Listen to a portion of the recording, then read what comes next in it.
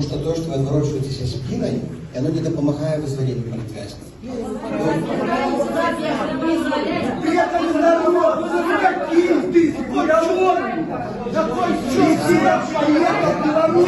Я мяркую, що не треба Давайте поважать один одного.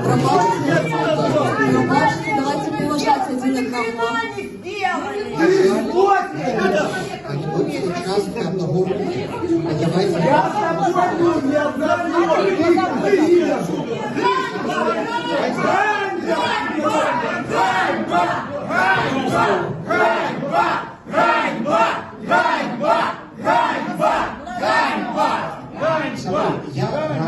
Я радий завжди бачити вас на любих мероприятиях.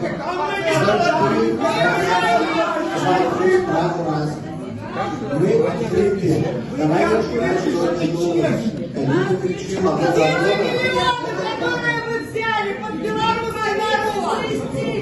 Где помощь полицейским? Где помощь релокантам? Где? Иди на буддому працевать! На буддому идти працевать! Вы запросили, я на вас пришел. Пожалуйста, мы предоставляем слово всем. Мы всем предоставляем слово. Вы отримали запрошение, Да. от организатора, с вами поговорим. Пробачьте, мы даем слово всем. И кто за и против, никого не выбираем.